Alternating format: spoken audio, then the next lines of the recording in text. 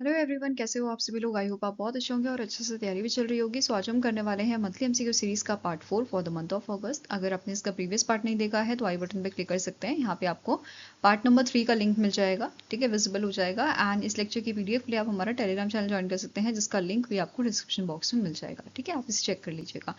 तो स्टार्ट करते हैं आज का सेशन।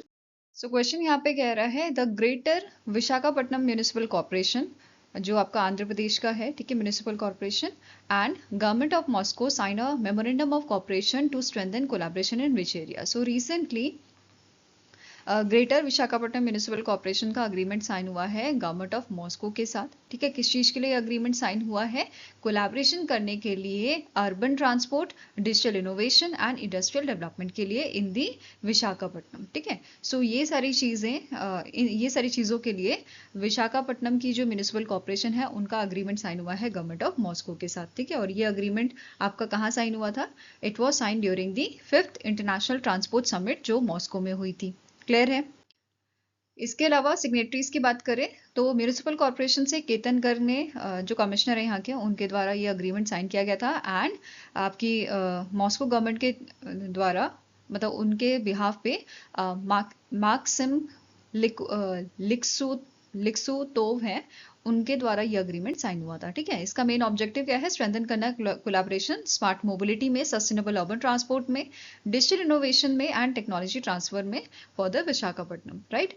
की एरियाज ऑफ कॉपरेशन हमारे रहेंगे development of modern sustainable urban transport system, integrate करना transport planning, intelligent transport system and digital ticketing infrastructure. तो ये सारी चीजों पे फोकस एरिया इनका रहेगा, ठीक है। नाउ नेक्स्ट आपका क्वेश्चन है who became the first Indian to win the women's single title at the world junior squash championship, जो आपकी कनाडा में हुई थी, Niagara on the Lake, Canada, ठीक है। सो इनमें से अनहद सिंह जो है 18 ईयर्स की ये हैं, और इन्होंने, ये पहली विमेन बनी है जिन्होंने विमेन सिंगल टाइटल जीता है वर्ल्ड जूनियर स्क्वैश चैंपियनशिप 2026 में, ठीक है। मतलब वर्ल्ड जूनियर स्क्वैश चैंपियनशिप जो है, इसमें पहली बार इंडिया ने टाइटल हासिल किया है। इससे पहले 2005 में जोशना चिन्नप्पा थी, ये एज अ रनर अप रही थी, इन्होंने as a runner up finish किया था 2005 में। फाइन। नाउ 2026 का जो टाइटल था, इसके लिए जो अनहद सिंह है, इन्होंने डिफीट किया था इजिप्ट की रुकाया सलेम को। फाइन, यहाँ पे आप इनकी इमेज देख सकते हैं।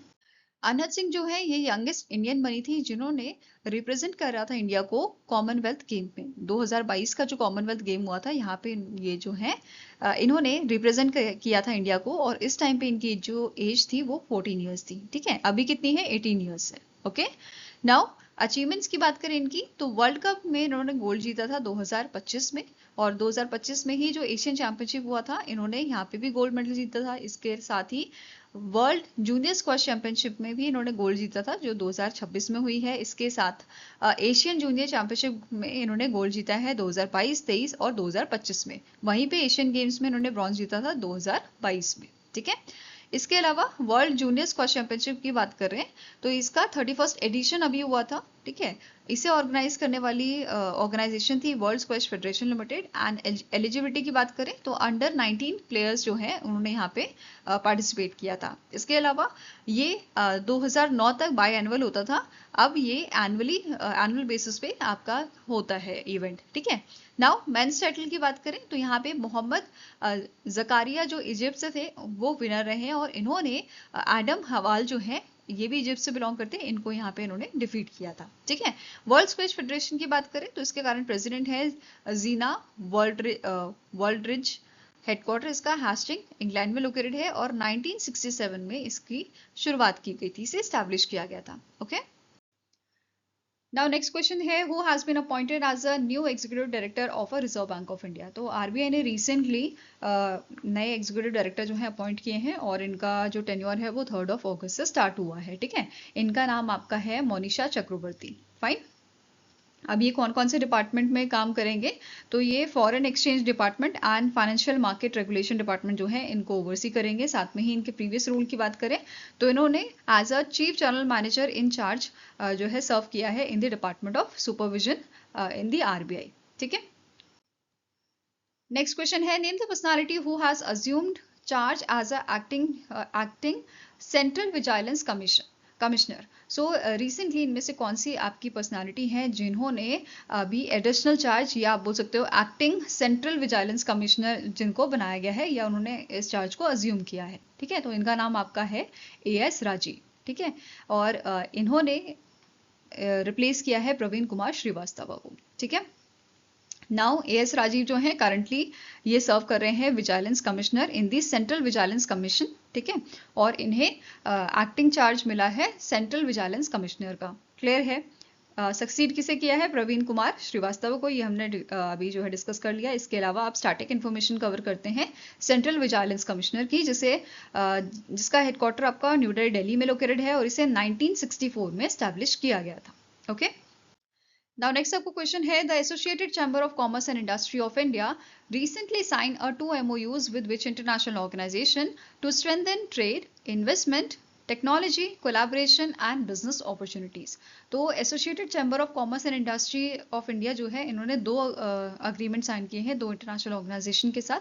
पहली आपकी है बिजनेस फ्रांस, ठीक है, एंड दूसरी आपकी है बिजनेस फ्रांस एंड दूसरी है India and Arab countries chamber of commerce, industry and agriculture. So answer यहाँ पे आपका हो जाएगा option number C, that is इन दोनों इंटरनेशनल ऑर्गेनाइजेशन के साथ ये अग्रीमेंट साइन हुआ है। किस चीज के लिए? स्ट्रेंथन करने के लिए, बूस्ट करने के लिए trade, investment, technology, collaboration and business opportunities को, ठीक है।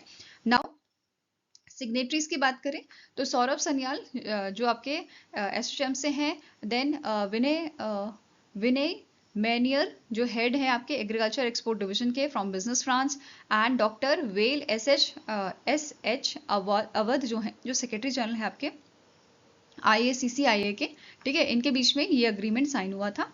अब यहाँ पे बात कर लेते हैं एक एक करके दोनों ही ऑर्गेनाइजेशन की, कि यहाँ पे हमारा जो फोकस है वो किस किस चीज पे रहेगा। तो बिजनेस फ्रांस जो है, इसके साथ जो कोलैबोरेशन रहेगा इंडिया का, ये प्रमोट करेगा India France trade and investment को, ये एनकरेज करेगा technology collaboration and joint ventures को, ठीक है। It will also facilitate business delegation and market intelligence exchange, and it will organise the business promotion events also, right. Next आता है आपका जो आपकी India and Arab countries chamber of commerce and industry and agriculture है, ठीक है। इसके साथ जो कोलैबोरेशन हुआ है, इसका एम रहेगा स्ट्रेंथन करना इंडिया अरब इकोनॉमिक टाइज को। ये फोकस करेगा trade facilitation and investment promotion पे, साथ में ही it will also enable joint ventures and technology transfer, साथ में ही ये एक्सपैंड करेगा market access across the Arab countries, right. Now आप स्टैटिक इन्फॉर्मेशन देखते हैं। सो इस ऑर्गेनाइजेशन को आपका स्टैब्लिश किया गया है 1920 में और हेडक्वार्टर इसका न्यू दिल्ली में आपका लोकेटेड है। फाइन। नेक्स्ट क्वेश्चन है, which bank recently launch the 2 new saving account variant, जिसमें पहला आपका है मैक्स फॉर सीनियर्स एंड दूसरा है मैक्स फॉर हर।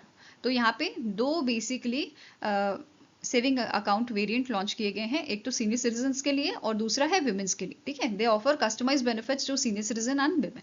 सो कौन से बैंक द्वारा इसको लॉन्च किया गया है? सो आंसर आपका हो जाएगा it is launch by the HDFC bank, ठीक है। HDFC बैंक ने 2 आपके सेविंग अकाउंट वेरिएंट लॉन्च किए हैं और इसका ये बेसिकली बेनिफिट प्रोवाइड करेगा cyber protection, auto SVEEP facility, ठीक है, एंड लाइफस्टाइल प्रिविलेजेस में ये बेसिकली बेनिफिट हमें करेगा, ठीक है। इसके बारे में डिटेल में देखेंगे।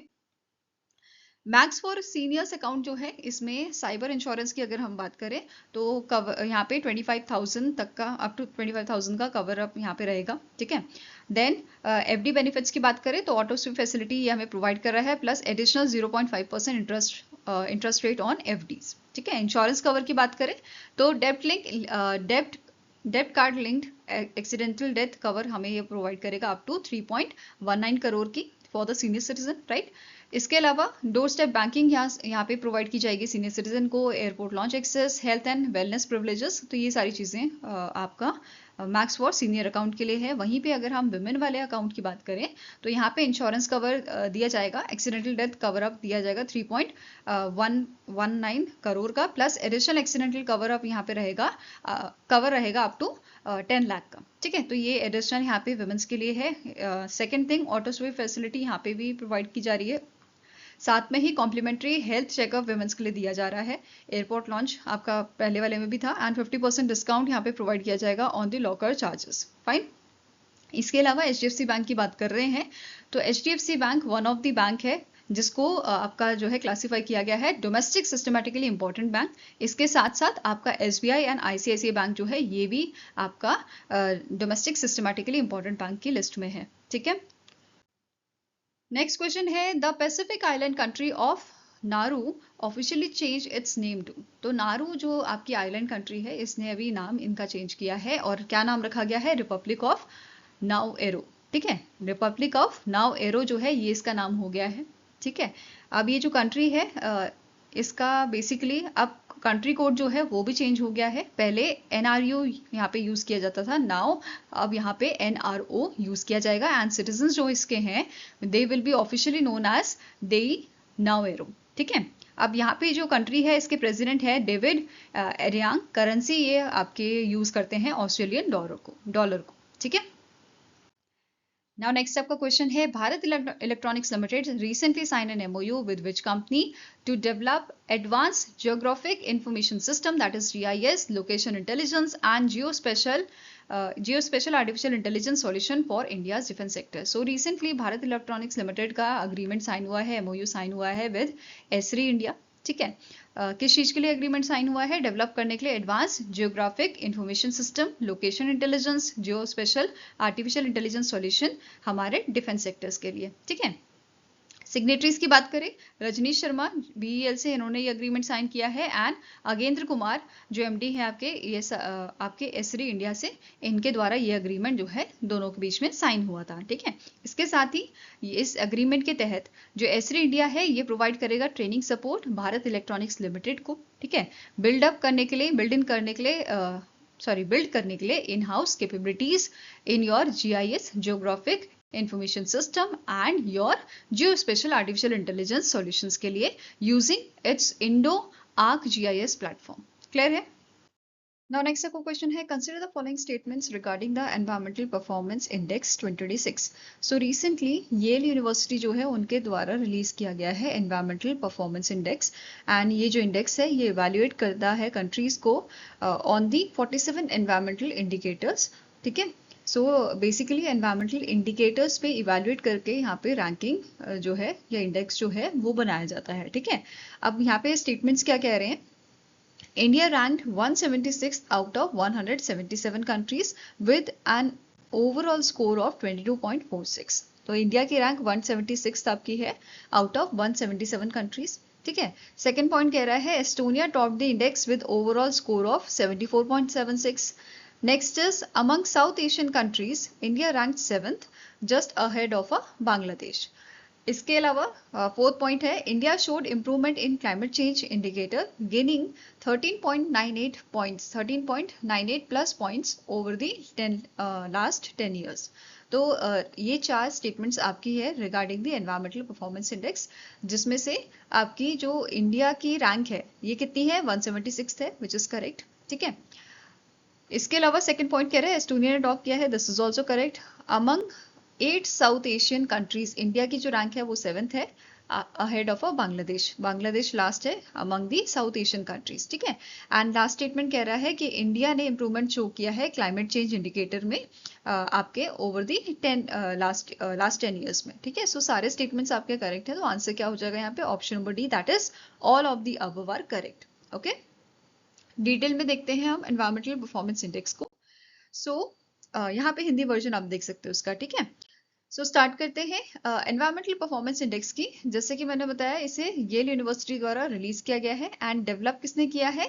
L centre for environmental law and policy, Columbia University centre for international earth science information network and Yale centre for geospatial solution. तो इनके द्वारा इसे डेवलप किया गया है एंड येल यूनिवर्सिटी द्वारा इसको रिलीज किया गया था and it is supported by McCall MacBain foundation.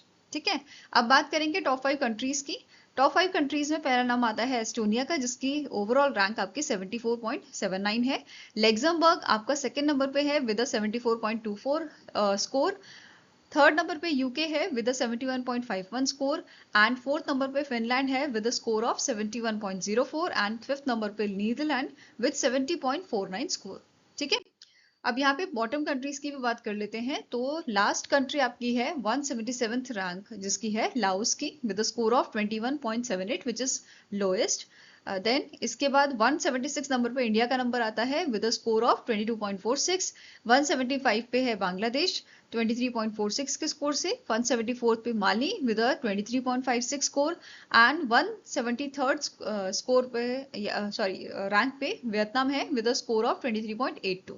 ठीक है, अब ये जो इंडेक्स है ये इवैल्यूएट कैसे करता है, तो टोटल 47 एनवायरमेंटल इंडिकेटर्स होते हैं जिसके बेसिस पे ये आपकी जो इंडेक्स है मतलब कंट्रीज को जो है इवैल्यूएट किया जाता है। एंड फर्दर इसकी 12 इशू कैटेगरीज हैं which is grouped into ecosystem vitality जिसका 45% वेटेज है, ठीक है, सबसे ज्यादा है। Then climate change 30% and environmental health 25%। ठीक है, इसमें कवरेज की बात करें तो एयर एंड वाटर क्वालिटी आपका आता है, biodiversity, sustainable forestry, green house gas reduction, तो ये सारे इसमें आपके कवर्ड रहते हैं। ठीक है, नाउ इंडिया की बात करते हैं तो अभी 2026 में इंडिया की कितनी रैंक है, 176 रैंक है। पहले 2024 में ये सेम रैंक थी इंडिया की, इससे पहले 188 रैंक पे था 2022 में, 168 रैंक थी 2020 में, 18 में 100 आपका 177 था एंड 141 था 2016 में। ठीक है, तो ये आपकी लास्ट 10 इयर्स में इंडिया की जो रैंक रही है वो यहाँ पे हमने बताई आपको। ठीक है, इसके अलावा इंडिकेटर्स की बात करें तो यहाँ पे सबसे बुरी हालत इंडिया की जो थी वो एनवायरमेंटल हेल्थ वाले में थी। ठीक है, जिसमें एयर क्वालिटी बायोडाइवर्सिटी जो है ये आ जाता है एंड इसमें 174th नंबर पे था इंडिया। ठीक है, क्लाइमेट चेंज में थोड़ा बेटर परफॉर्मेंस था, 130th रैंक थी विद अ 13.98 प्लस पॉइंट। ठीक है, और वेस्ट मैनेजमेंट एंड सैनिटेशन में मॉडरेट था विद अ रैंक ऑफ 140। ठीक है, नाउ रीजनल की बात करें, रीजनल कंपैरिजन की, तो among 8 south Asian countries India जो है 7th नंबर पे था और 8th नंबर पे आपका बांग्लादेश था। ठीक है, वेयरएस भूटान की जो रैंक है ये 52nd है, श्रीलंका की 94, नेपाल की 128, पाकिस्तान की 157। फाइन, नाउ ये यूनिवर्सिटी की बात करते हैं, इसके करंट प्रेसिडेंट है मॉरी मैकिन्स, हेडक्वार्टर इसका न्यू हेवन कनेक्टिकट यूएसए में आपका लोकेटेड है। ठीक है, नाउ नेक्स्ट आपका क्वेश्चन है, the Indian air force recently conducted the 3rd edition of exercise rotor clap third to validate helicopter based operational concept against emerging drone threats at which location was this exercise held। तो Indian air force ने recently conduct किया था, 1 से 2 अगस्त को ये आपकी exercise हुई थी एंड 3rd एडिशन था ये एक्सरसाइज रोटार क्लैप का।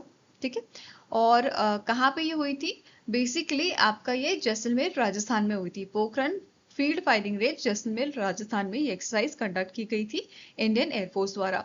ठीक है, अब जो एक्सरसाइज है यहाँ पे कौन कौन से आपके जो है हेलीकॉप्टर्स शामिल थे, जैसे AH-64 अपाचे यहाँ पे शामिल था, MI-23/35 हिंदुस्तान एरोनॉटिक्स लिमिटेड का आपका प्रचंड था, CH-47 चिनूक, M117 HAL का ध्रुव हेलीकॉप्टर्स, तो ये सारे आपके यहाँ पे इस एक्सरसाइज में शामिल हुए थे। ठीक है, now next question है, the Department of Post recently released the ₹5 commemorative post system marking the birth centenary of Satish Gujral in Bikaner House, New Delhi, Delhi.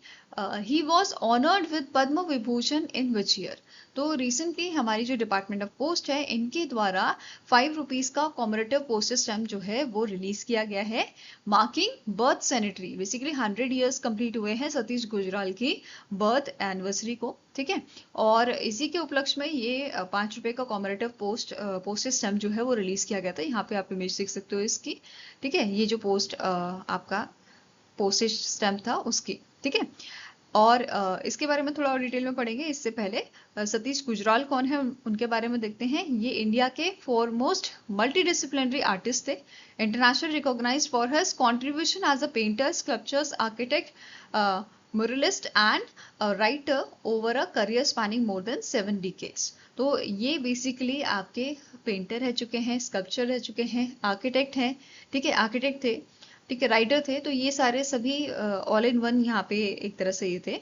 और इनकी 100th बर्थ एनिवर्सरी पे ₹5 का कॉमरेटिव पोस्ट सिस्टम जो है release किया गया है। ठीक है, नाउ क्वेश्चन क्या था कि इन्हें पद्म विभूषण से कब नवाजा गया था, तो 1999 में इन्हें जो है पद्म विभूषण दिया गया था। ठीक है, सतीश गुजराल जी को। फाइन। अब यहाँ पे ये जो स्टैम्प है ये डिजाइन किसने किया है इसका नाम यहाँ पे पूछा जा सकता है। तो जो डिजाइनर है इनका नाम आपका है अनुज कुमार, इनके द्वारा ये डिजाइन किया गया है, ये जो आप स्टैम्प यहाँ पे स्क्रीन पे देख रहे हैं। ठीक है, नेक्स्ट क्वेश्चन है, prime minister Narendra Modi virtually launch दी नशा मुक्त युवा फॉर विकसित भारत संकल्प अभियान which is your drug free youth for developed India in August 2026. What is the duration of this nation wide campaign? तो रिसेंटली हमारे जो प्रधानमंत्री हैं मोदी जी, इन्होंने वर्चुअली लॉन्च किया था नशा मुक्त युवा फॉर विकसित भारत संकल्प अभियान। ठीक है, और ये जो आपका अभियान है, ये जो कैंपेन है, ये कितने ड्यूरेशन का रहेगा? तो ये 100 वीक्स का रहेगा। ठीक है, ड्यूरेशन क्या रहेगी इसकी? 100 वीक्स। ओके, नाउ जो कैंपेन है it will run on every Sunday for 100 week. Okay, so ये चीज ध्यान में रखनी है। इसके अलावा बात करते हैं इस कैंपेन की, नाम है नशा मुक्त युवा फॉर विकसित भारत संकल्प अभियान। ठीक है, एंड इसका इनिशियली पायलट प्रोजेक्ट जो है चलाया गया था आपका काशी में। ठीक है, काशी उत्तर प्रदेश में 2025 में, और अब इसे उसका मतलब सक्सेसफुल ये रहा था, तो इसके बाद नेशन वाइड इसको लॉन्च करने की या एक्सपैंड करने की बात की गई है, और इसी के तहत अभी पीएम मोदी द्वारा इसको जो है नेशन वाइड लॉन्च किया गया है। ठीक है, now it is expanded nation wide with the support of more than 125 spiritual organisation, various non government organisation, NGO के द्वारा इसको जो है सपोर्ट किया जा रहा है अंडर द काशी डिक्लेरेशन। अब काशी डिक्लेरेशन क्या है? ये एक कॉम्प्रिहेंसिव पॉलिसी डॉक्यूमेंट है जो आउटलाइन करता है 5 साल के स्ट्रैटेजिक रोड मैप को। ठीक है, till 2030 to combat drug addiction. ठीक है, कैसे हम इसे कॉम्बैट करेंगे ड्रग एडिक्शन को, under the guidance of ministry of youth affairs and sports. ठीक है, इस कैंपेन के तहत कुछ की एक्टिविटीज आपकी यहाँ पे जो है कराई जाएंगी, जैसे art and cultural programme, sports events यहाँ पे होंगे, मेडिटेशन एंड अवेयरनेस सेशंस यहाँ पे कराए जाएंगे, एंड यहाँ पे कंटिन्यू किया जाएगा engagement of a new participants. ठीक है, तो ये सारी चीजें यहाँ पे इस कैंपेन के तहत जो है कराई जाएंगी। कितनी ड्यूरेशन क्या रहेगा इसका? 100 वीक रहेगा। क्लियर है? नाउ नेक्स्ट क्वेश्चन आपका है, the ministry of environment forest and climate change recently designated Glow Lake as India's 101st Ramsar site. It is located in which state? So recently 101 Ramsar site बनी है अभी India की, जिसका नाम है glow lake, और ये लोकेटेड है आपकी अरुणाचल प्रदेश में। ठीक है, अरुणाचल प्रदेश की पहली रामसर साइट ये आपकी है। ठीक है, क्या नाम है इसका? आपका ग्लो लेक। ठीक है, अब ये, हाँ, ये डिस्कस कर लिया हमने कि पहली रामसर साइट है अरुणाचल प्रदेश की। ठीक है, इसके बारे में और देखते हैं। यहाँ पे जो ग्लो लेक है ये बेसिकली तवांग डिस्ट्रिक्ट में लोकेटेड है अरुणाचल प्रदेश के, एंड ये आपके Kamalang tiger reserve and wild life sanctuary जो है वहां पे बेसिकली इसका पार्ट ये आपकी है। ठीक है, इसका एरिया आपका अप्रोक्सीमेटली 8 स्क्वायर किलोमीटर का आपका रहेगा, and it is elevated approximately 1168 metre above the sea level. ठीक है, major source of Kamlang river ये आपका है, and it is fed by perennial mountain stream.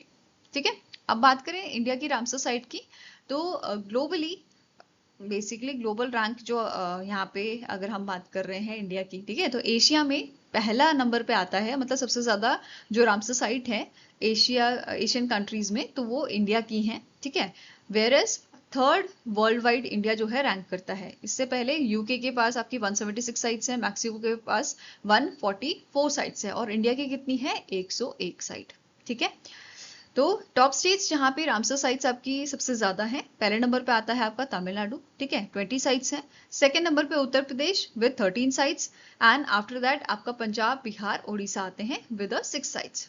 ठीक है, 6 साइट्स ईच। ओके, इंडिया की पहली रामसर साइट आपकी 1981 में बनी थी, और ये इसका नाम था आपका चिलिका लेक। ठीक है, Chilika lake from Orissa and Keoladeo national park from the Rajasthan. तो ये फर्स्ट साइट्स थी, रामसर साइट्स थी इंडिया से। ठीक है, लार्जेस्ट साइट की अगर हम बात करें तो लार्जेस्ट रामसर साइट कौन सी है? सुंदरबन वेटलैंड वेस्ट बंगाल में, एंड स्मॉलेस्ट साइट आपकी है रेणुका लेक इन हिमाचल प्रदेश। ठीक है, अब बात करते हैं Ramsar site global data basically देखते हैं। तो वर्ल्ड की पहली आपकी रामसर साइट कौन सी थी?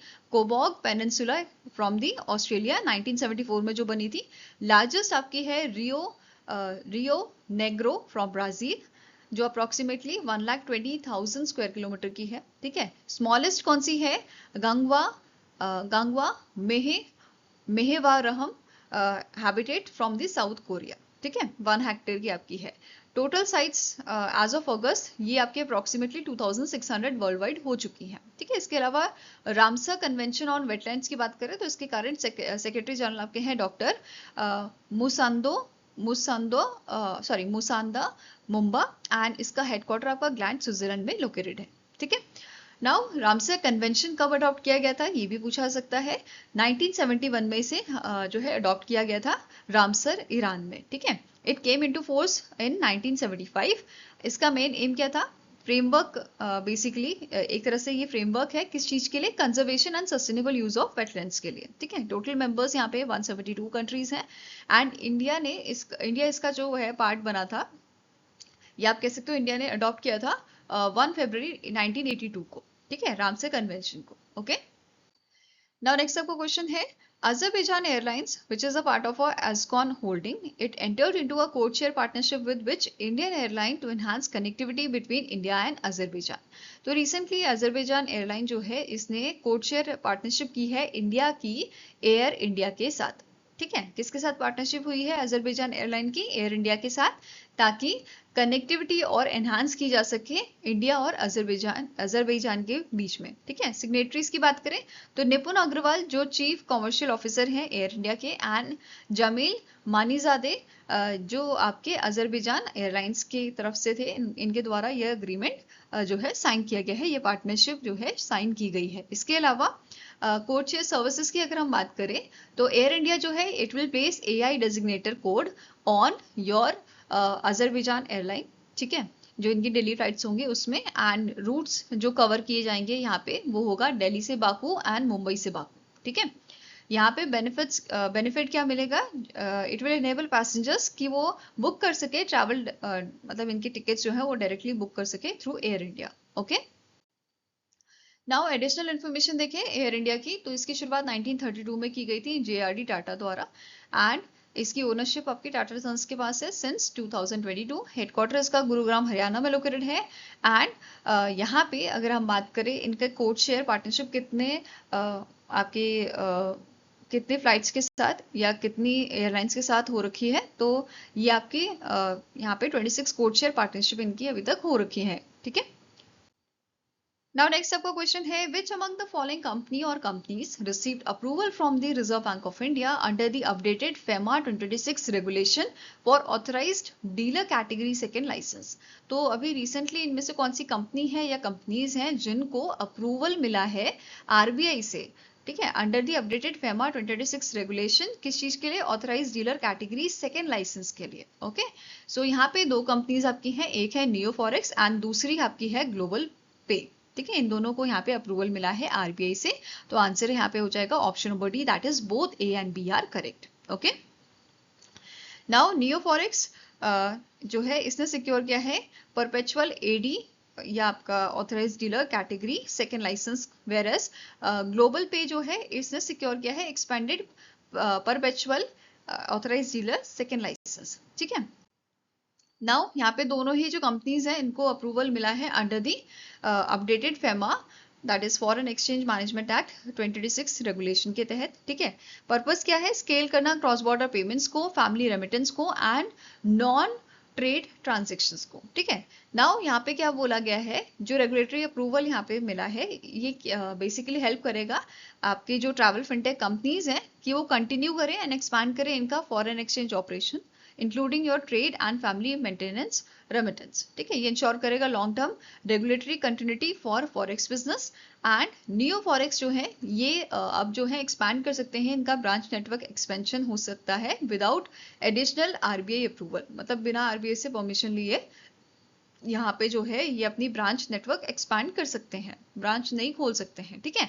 नेक्स्ट है ग्लोबल पे की बात करें तो यहाँ पे क्या बोला है, the expanded licence enables company to undertake non trade current account transaction except gifts and donations जो होंगे, ठीक है। इसके अलावा जो लाइसेंस है it will facilitates inward and outward trade remittance, जो मैक्सिमम आपका हो सकता है 25 लाख का, ठीक है।